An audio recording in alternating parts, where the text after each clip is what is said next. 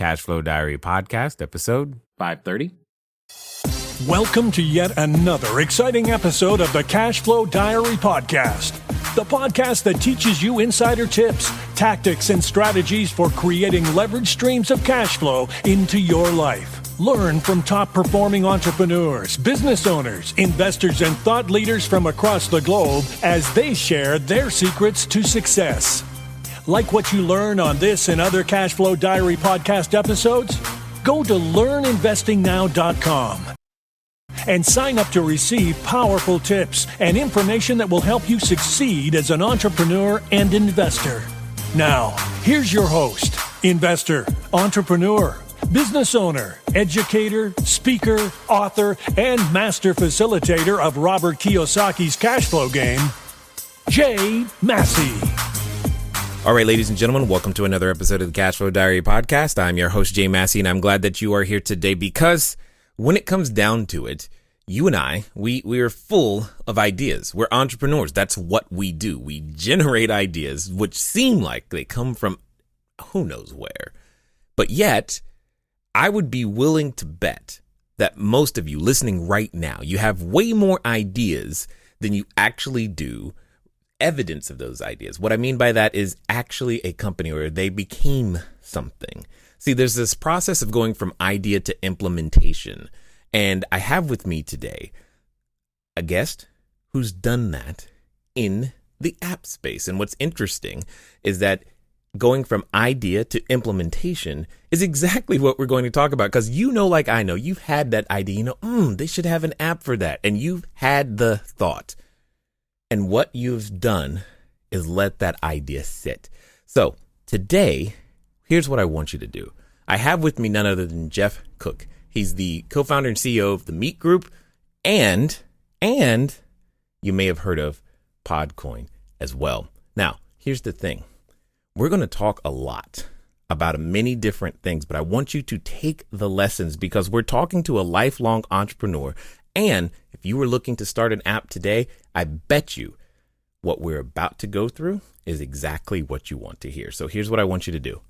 I want you to take some notes, pay attention, and help me welcome Geoff Cook.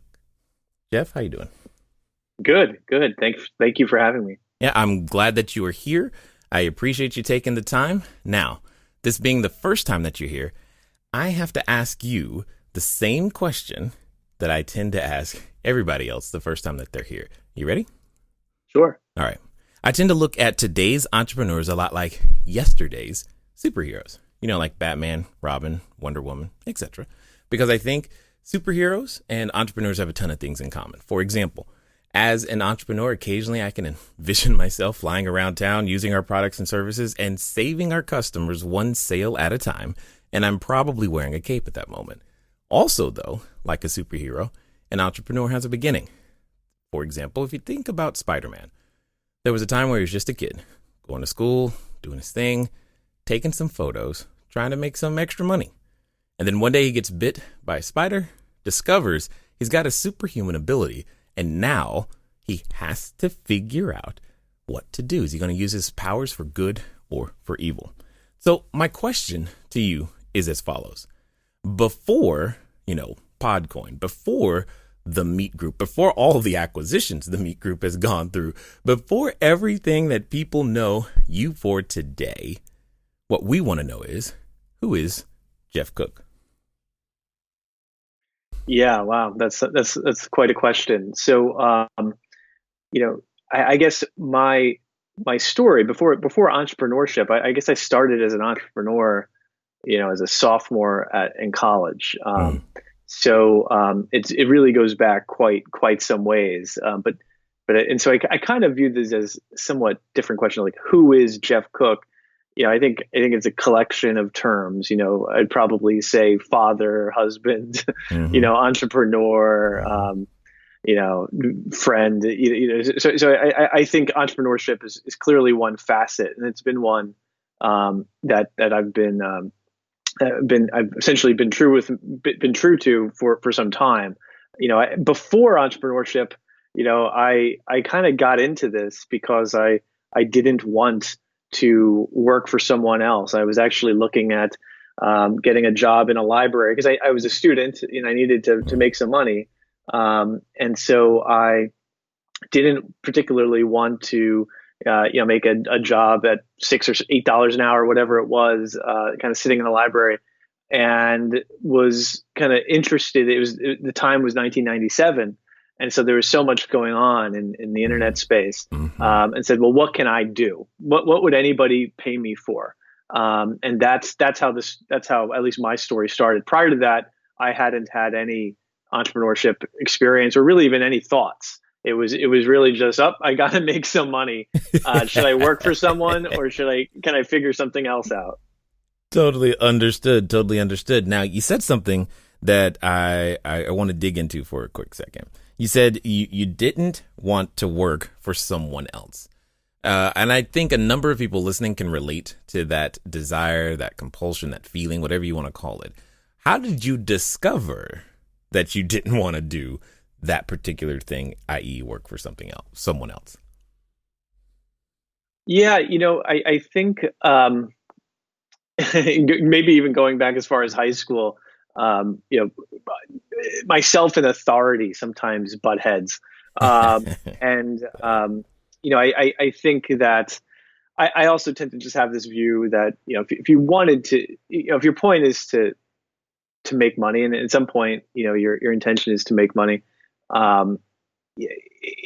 If you're simply selling out your time, then you can't really make that much money, right? So the way to build anything significant is for nonlinear growth, and your time scales linearly. So how can you make something? How can you create value when you're sleeping, essentially?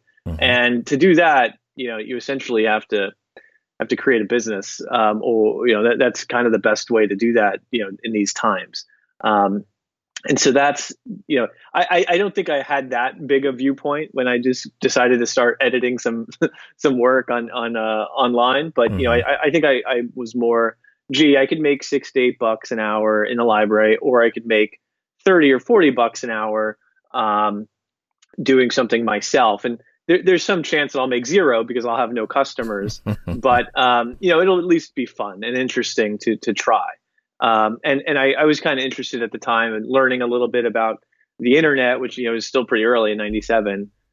Setting up an e-commerce engine. So I thought, what, even if I just lose $600 to $1,000 setting all this stuff up, this will be an experience, and it'll probably be more interesting than anything I would otherwise do. And I could always get that job in the library. Yes, indeed. I've never heard anyone, though. You're unique in the fact that you're actually like pursuing a job or thinking about a job in the library. I'm like, that's just special in and of itself. But I have a question here. I love what you said about, what's the kind of the worst thing that could happen. I've often said that you get your first jobs or businesses for you do those first deals for experience, and then and then later you get to profit from that experience. So you do your first deals for experience, not profit, and then later you get to profit from your experience, which is, I'm going to assume, is true for your case, because you're saying you didn't necessarily start where you are today. So it sounded like there was many iterations or maybe an evolution that you went through that took you from editing online to where you are today. Take us on that journey a little bit, if you will.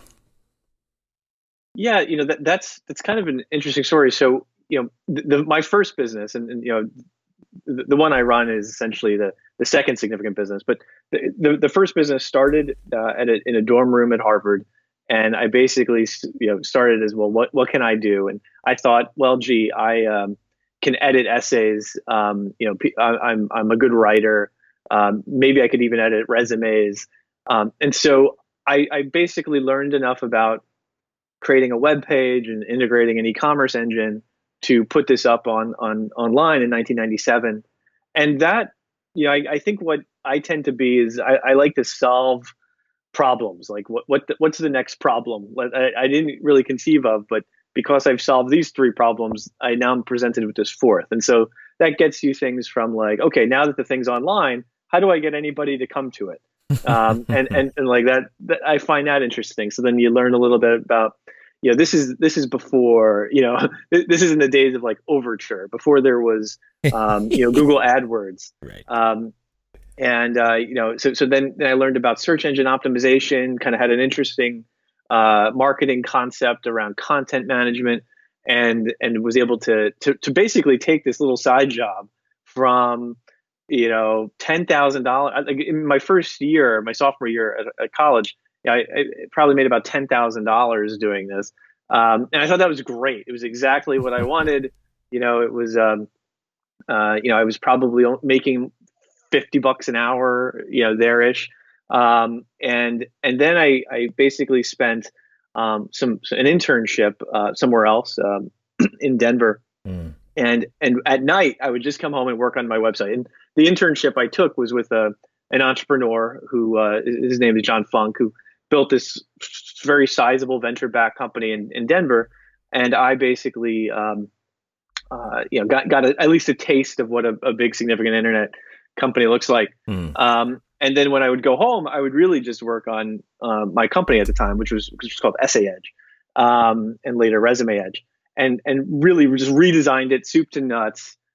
Next year, junior year at college, I $40,000 a year, and I'm still doing all of the editing myself. And I continued to do that till the end of that year. I thought, you know what, this is making so much money that like $40,000 a year is much more than I imagined, making on the side while doing an economics degree at Harvard. Right. So I thought, well, gee, this is kind of interesting. Let me take the summer and just work on it. So my now wife and I, but at the time, my girlfriend, basically just holed up in a house in Palm Springs, California, because Palm Springs is cheap in the summer, and basically built out this website significantly better. I'd learned a lot, and at the same time built out like a way of hiring people to do the actual editing, and so that I was really the chief editor, the editor in chief, able to train them and identify them, and then ensure quality. So basically took it from basically being a one-man shop to something I could scale while having a much better website. And by that last year, it was pushing $300,000. My senior year, it was pushing like $300,000 a year in revenue, and had scaled it to 100 plus people actually completing the work. And I would go on to scale that to $5+ million a year in revenue in just a couple of years. But that was kind of the first foray into entrepreneurship for me. And it all started with just like, hey, I just want to edit some essays because I don't want this job at the library. Exactly. And for those of you who might not be familiar with the Overture, you might be familiar with this was back in the days where you might have heard of things like Alta Vista, Ask Jeeves, and long before Upwork. It sounds like you're doing outsourcing. I don't even know how you did it, but you use those same principles in order to build something that does it still exist today? Yeah, as far as I know, I haven't gone to that website in a long time, but I think it does. The last maybe a year or two ago, I checked. I sold it to a company, and then left around 2004, and so, but I know it continues, and I think it continues to do well. That's awesome. That's awesome. Now, so you've achieved something that many are looking to do. Many love the idea of executing their first exit. And I also want everybody to hear that the idea was simple. I just want to edit essays. It wasn't overly complicated. It sounds like one of the most easy business models to implement and to start with.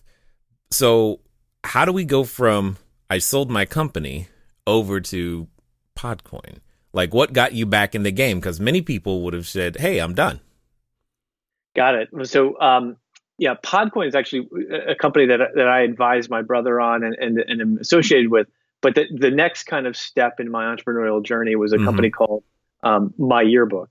Okay. And My Yearbook is something that I started actually along with my brother and sister, who at the time were, I think they were 16 and 17. So they were in high school. I'm 10 years older. And Okay. we start in 2005 this social network called My Yearbook, and we launch it in just their high school, which was at Montgomery High School, Skillman, New Jersey, and we have this kind of interesting T-shirt strategy, like very, very guerrilla marketing, just like, hey, tell your friends about this, and we're giving away kind of interesting little things, and in the first week, we got about 300 or 400 students from Montgomery High School on it. We would later, but that spread wasn't really enough. It wasn't like you build it and they will come for this. And this is, to set the stage a little bit. MySpace is very popular. Facebook was in just one school, so Facebook Right. was at just Harvard, and I'm one of the first Facebook users.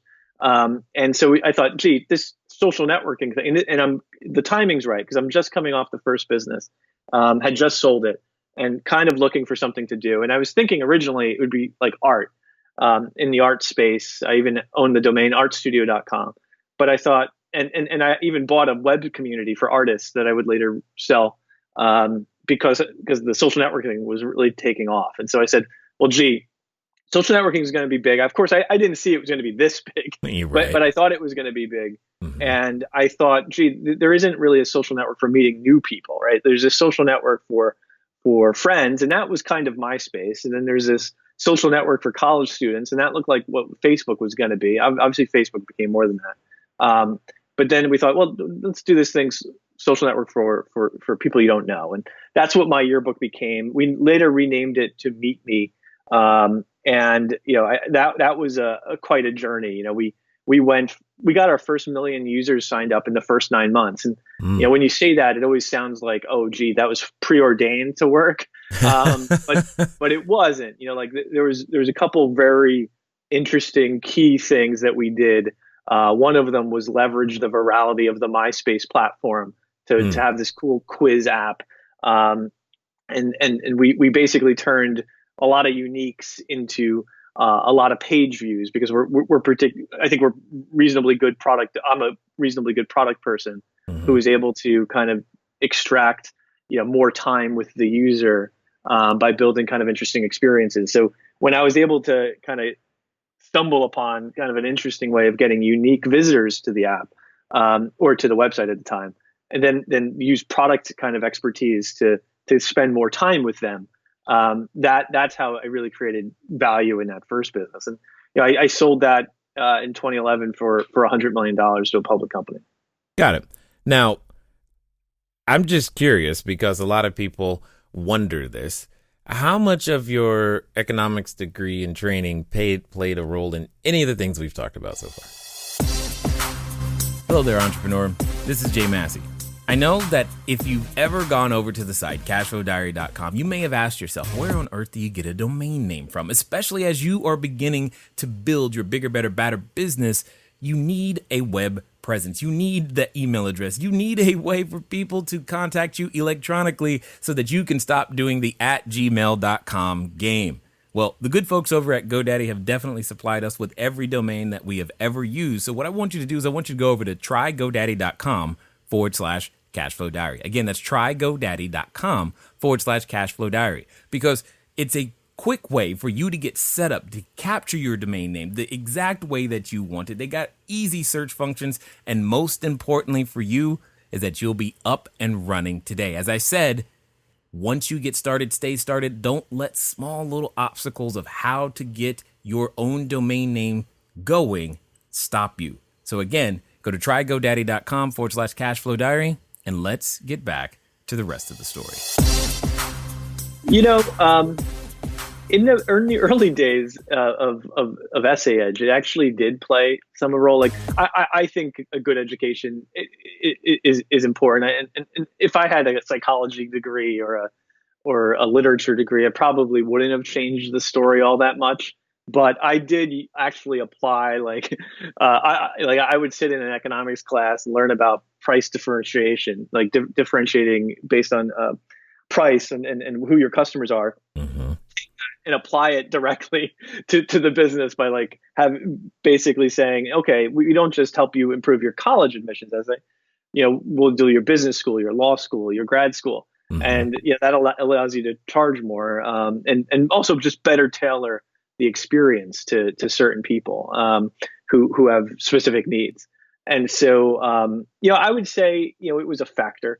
It's certainly just a helpful way of thinking about the world. It's hard to draw a straight line to say, well, if it wasn't for that, then this would never have happened. Totally understood. Totally understood. Now you've completed your second exit and you're once again in a familiar position looking for something to do. How do we end up at Podcoin? Yeah. So there's another step. So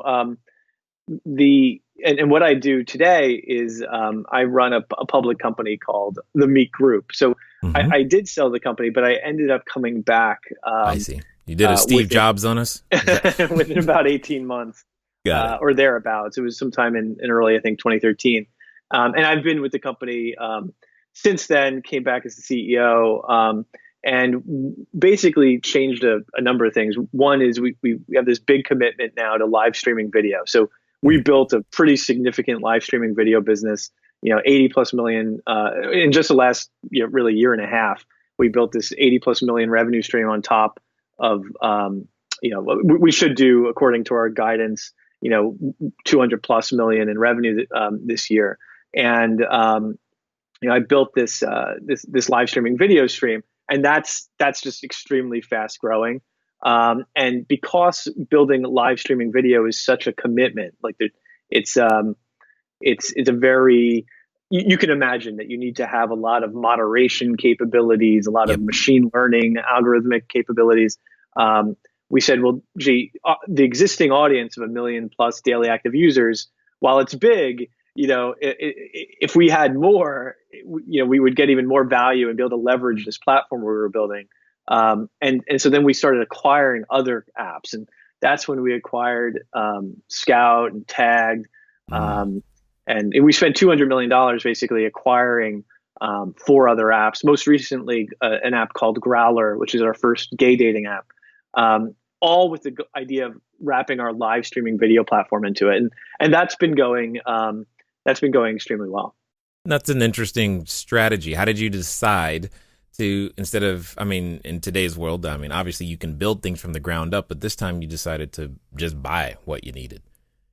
Yeah, no, that's a great question. And in the early days of MySpace and the early days of Facebook, there were all this virality in these platforms where if you were pretty good at creating a viral channel, a viral flow, even people could do this with email address books, right? If you could get one person to give you, an email, enough email contacts where, you got more than one person coming in for every person you got, you could have this very viral growth. And we were able to do that with MySpace, and then we were able to do that with Facebook.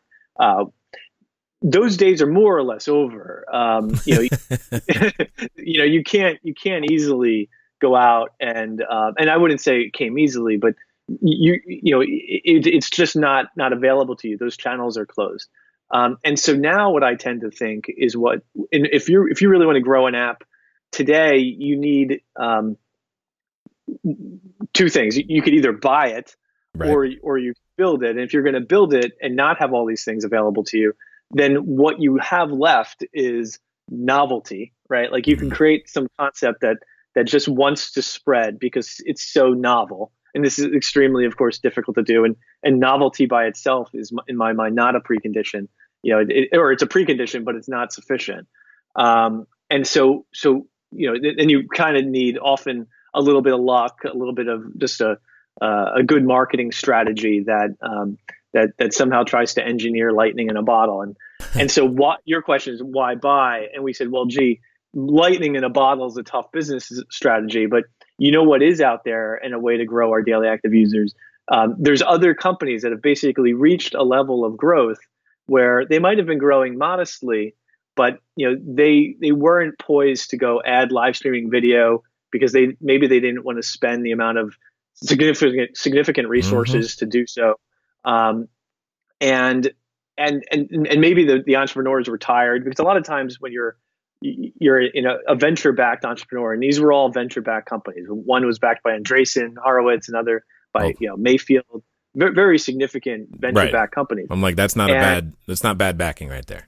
Right, but if you get to a point where you're no longer growing like a rocket ship, and you're starting to have to eke out EBITDA gains, profitability gains year over year, the entrepreneur is like, maybe this is the right time to sell, and so we basically got this window where we were able to buy, and these entrepreneurs that built something significant were able to sell, and we were able to talk the same language on price, because often there's a mismatch there where maybe the private guy thinks his company's worth $1 billion, but you think it's only worth 50 million, right? And so right. you're not going to scale that chasm. But if you get to the right kind of macro conditions, and that was the opportunity we saw, that there were these interesting things that were venture backed, and that would probably take our exit, and it would still make sense for the public company. And so we started buying traffic that way, but only if we could plug our video solution into it, because that was really the value we were bringing. Like, buying something that's modest growing, and then suddenly activating, a revenue stream that's good for a 50% bump in revenue, right? That's a massive, improvement in the underlying business, and that's ultimately like how we think about these types of deals. Totally understood. And for everybody, I just want to make sure that you understand what really happened here is that you had a situation where it went from an investor who was seeking significant growth, who was okay, to one that was more open to growth and income. And he striking at the right time seems to be very key for most entrepreneurs. So this brings up the following question. I know you recently did a presentation, I believe it was entitled The Future of Streaming, and you're organizing everything around streaming. Why? So I'm kind of curious. You must see something. Take us on this journey. You're making a lot of efforts around live streaming. What is it that we as entrepreneurs don't see that you're seeing that makes it such an important tool for the public to have, or for entrepreneurs to have? Sure. So, I've been running these social apps for some time, and what are people doing in these social apps? They're sending chats, and they're uploading photos, and maybe commenting on these photos. Mm-hmm. And I got to see firsthand that and that always felt kind of flat, right? Like when you're browsing, even if it's a very busy community and it has maybe even 1 million people there every day, it feels flat. It's just a bunch of photos on a screen. But when we added video and we got to see these users live, if it went from becoming just like a notebook to feeling like a nightclub, right? And so like it just became much more interesting. And so I think there's just something very visceral and real and just very interactive about live video. And I basically saw that as in the very earliest days with Essay Edge, e-commerce, 1997, e-commerce was interesting, right? Ability to sell something online. Mm-hmm. In 2004, 2005, social networking, that was interesting. And like social networking, of course, is huge. Now, is live streaming as big? I don't know, but it strikes me as going to be very significant, and that a lot of the things that we consume in kind of a recorded or traditional television media today will have live streaming analogs. So, like HQ Media or HQ, the app HQ is a good example. Like this is almost like that's the trivia app where answer questions. Like that is at least an early kind of example of maybe like Jeopardy or kind of moving into a live streaming space. And so we think of like, well, what other types of interesting formats might you have? So I think we also ask ourselves, do we think there'll be more live streaming 2 or 3 years from now or less, right? And like I think I would say I'm 100%. I normally don't use 100%. But like, right. There's not going to be less live streaming 2 or 3 years from now. There's going to be more, and the quality of the live streams are going to get better, and we're seeing that now. Like there'll be a dating game live streaming. There'll be the Gong Show, American Idol live streaming, right? Like there'll be a live streaming example of a lot of things you can think of, and a live streaming example of things you can't, because you can only do them in a live streaming format. And so I think video in general is going to be just take it more and more share. Yeah. And the subset of video that interests me, mostly because of the communities I have, is the live streaming. Got it. And I agree with you 100%. I mean, I remember watching HQ start and just see how fast it has grown. It's been like, wow, that's amazing. Live streaming this is where we're headed. This is kind of neat. I've seen things, and I'm sure many people have seen things from the Oscars to all kinds of special events where live streaming components are now a part of, whatever it is that we're watching, which I think is awesome. But we're talking a lot about video. Podcoin has not video, is it? No, that's interesting. So, I think Podcoin was an interesting idea that my brother is actually, and the same brother. I also founded my yearbook with my sister, but had this interesting idea. And I said before that I think if you're going to start an app from scratch today, like the only thing that you can really differentiate on is novelty. The only thing that you could basically say, like, I'm going to get some viral spread, is if the app just feels very different. And video is interesting, audio is interesting too, right? And a lot of times you say audio and video for a reason, because they're kind of interactive. Live video is kind of a lean in experience, right? Like you're very involved. Maybe you're commenting to the person, maybe you're giving a gift to the streamer, maybe you're the streamer themselves, maybe you're a guest to the streamer, but it's very interactive. And audio listening is, of course, lean back. Like you're probably not just doing that. Like you might be working out, you might be running, you might be in your car commuting, and it's almost the other side of the coin, right? Like they're very related sorts of experiences. And my brother had this concept that, look, I'm going to pay people to listen to podcasts, and like, on first blush, you say, well, that's ridiculous. Like, how are you going to make any money? Which is a fair thought, but Right. but it has the novelty, right? Like paying people to listen. Okay, like lots of people listen to podcasts today, but they're not getting paid by their podcast listener. And you can tell a story and say, well, why is that? Right? Because paying people to listen is really no different than just saying it's a loyalty points program for podcast listening. And why shouldn't you earn some loyalty points? Why shouldn't you have some capability? Why shouldn't you share in kind of a business's financial rewards if you're the user powering all those rewards, right? And I think we see it when out of Asian live streaming. Like a lot of the live streaming models in Asia all rely upon a big tipping model where the viewers are giving gifts to the streamers, and the streamers are making a lot of revenue, in some cases millions of dollars, in this tipping model, and the streamer is basically sharing a piece of it with the network. So I think there's this trend towards not just the content creators, but also the content consumers sharing in the economic rewards of the apps or tools that they're using. And so the Podcoin is kind of a play on that trend. So, okay. I'm hearing you, but I'm not completely following the business model yet, because I'm like, all right, you're paying listeners to listen to podcasts that they can otherwise listen to for free on other platforms. How does Podcoin actually, how does the business model actually work? And more importantly, why would a content provider, why would I want to do such a thing? Yeah. So interesting question. So I think it all goes back to the novelty. So like in the first example, or in the second business I started, my yearbook, that was a social network, and we had no ads, no monetization for 2 years, and the thought was we'll eventually figure that out. But the hardest problem is aggregation of audience. It's not how do you monetize a large audience. That's actually a solved problem for the most part. If you have a big audience, you're going to monetize it. It's how do you get one? And so Podcoin is a very new concept. It's only a few months old. it doesn't monetize today.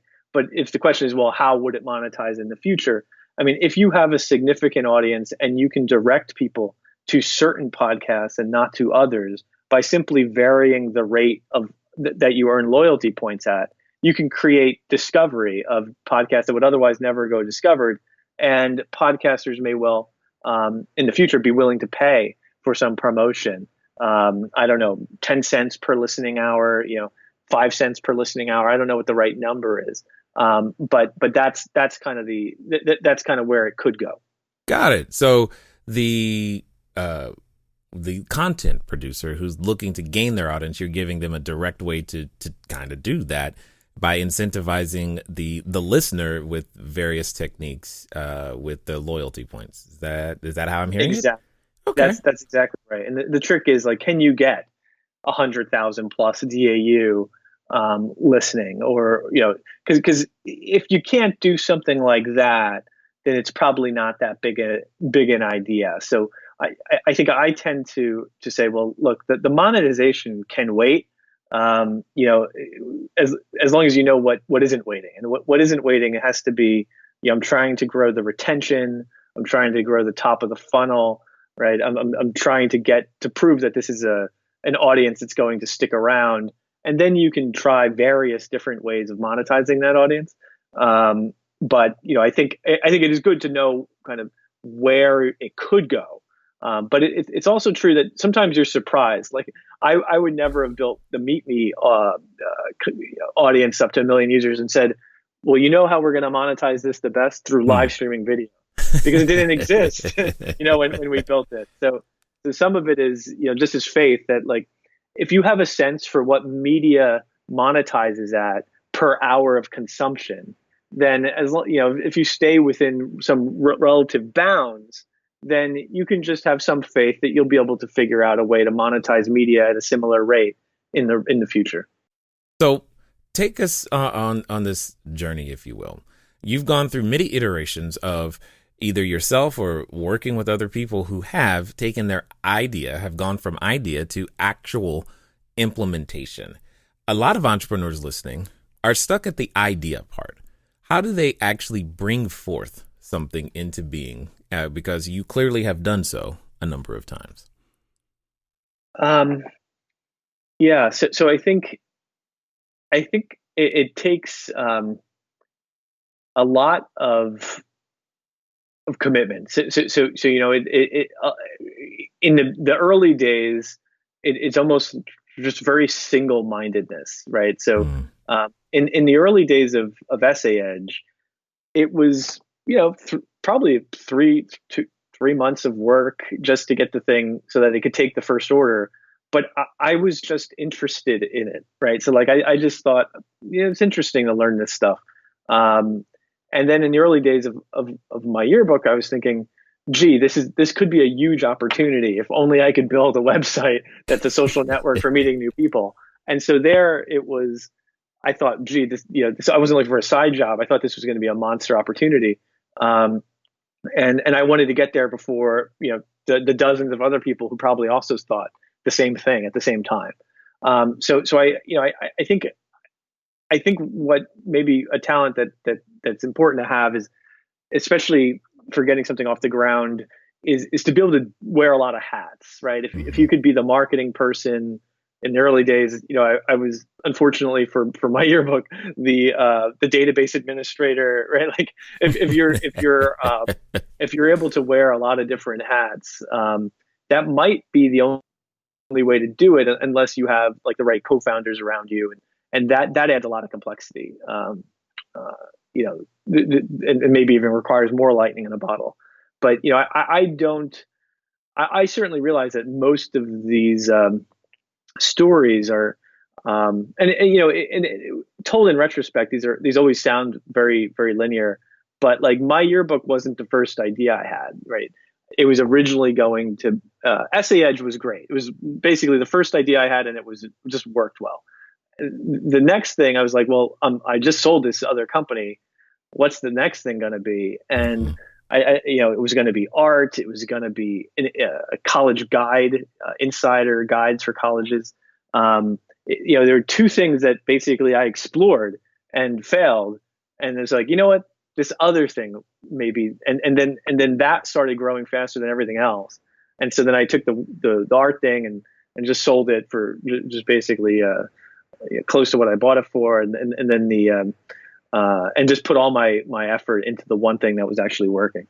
So, based upon this experience, how important would you say it is to be just open to feedback? I mean, from the marketplace, or either just, because the customers do kind of speak from time to time.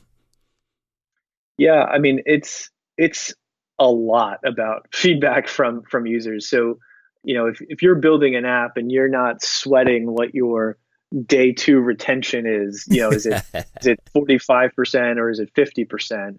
Is your day 30 retention 15%, 8%, or if you're a world beater, 25%, right? If you're not sweating those types of metrics, then and then all the metrics that kind of build up to those, you're not patient, and data gathering in anything you build is really, really important.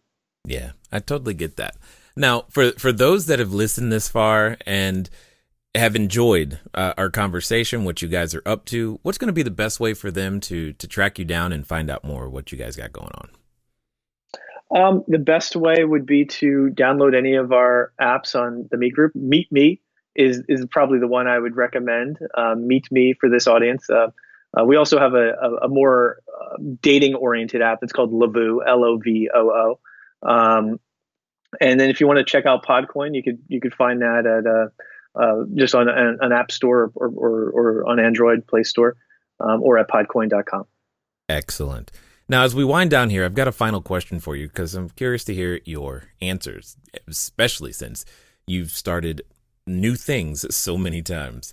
I know that there's a number of individuals who are listening, and maybe just listening to you, they're like, okay, I can do this. If Geoff can do it, I can do it. I mean, he's done it multiple times. Not all of them have worked out, but that's okay. And now they're at what I like to call the precipice of decision. They're just at that point, and you've been there many times. What happens though is that oftentimes when we're at that point, we have a companion, and that companion comes in the form of a voice, and it's a voice that reminds us of, wow, don't you remember what happened last time? And oh my God, you're going to do what? Hold on, wait a minute. You're going to have people like actually pay you for helping them build an audience? I don't understand. How's that live streaming? None of this makes any sense, right? And for some people, they're related to that voice. So my question to you is as follows. Let's pretend that this time it's going to be different. They are going to do exactly what you suggest, Geoff. Exactly. And they're going to do it in the next 24 to 48 hours. What would you suggest that they do? As far as a specific idea that they go pursue, or yeah, they're trying to catch up. They've got that idea. They're at that decision. They're ready to go. Got it. It's tough because it's right now. There's not. Once I find something that seems to be working, I keep going down that path. So right now it's live streaming and various games that you can play while live streaming. So maybe if you could come up with a live streaming version of the Gong Show, or pick your favorite show and create a live stream of that. And you have to kind of understand that the shows that work best with live streaming are the ones that are the most interactive. But I would say, most of at least the majority of the ideas that I've had don't work out. And so the trick is often not necessarily, I think I was very, very lucky in that the first idea I had on editing, and as a college student, when it didn't matter at all if it worked out or if it didn't, like I didn't have kids, I didn't have a mortgage, right? It didn't affect my well-being at one bit if that thing had failed. But instead it didn't fail, it succeeded. And then that helped set up the second thing, because now I had a success in my belt. So I could raise some angel money and experiment and fail a couple times and then hit on something. So I think the key piece is like sticking to it, like, and knowing the art of the pivot, right? Like the art of the pivot is I've learned something from this other failure that I can apply to the next idea. And that next idea may not even be all that recognizable to the first idea. And eventually I'm going to learn enough to get my day 30 retention to look like 20%, right? Like if you know what you're trying to solve for, and then you're saying, well, gee, this is too far away, I got to find something else. I have this quality where I tend to think everything I'm building is going to work out. And then I'm always surprised that it doesn't. I think occasionally it does. Yeah, I think many entrepreneurs can relate to what's wrong? I don't understand. It's a great idea, isn't it? In the marketplace, well, they let us know sometimes that it's not. So I definitely appreciate the journey that you've gone on, the risks that you have taken, and just how you're choosing to represent yourself into the world and be what you are for entrepreneurs. So I absolutely appreciate that. And I want to be the first to say thanks for taking the time to share with us today at the Cashflow Diary. Thank you. All right, ladies and gentlemen, you know what time it is. It's time for you to move at the speed of instruction. What does that mean? Well, you've got MeetMe, you also got Podcoin, but most importantly, I think we learned a number of lessons today. I mean, obviously, we know we have to stick to it, right? And we got to be willing to pivot, and because the feedback coming from the marketplace it's valuable, it's there. But also know that even if you're working in a library right now, you too got a shot. Ladies and gentlemen, it's been fun talking to you guys today. I look forward to talking to you soon. Until next time.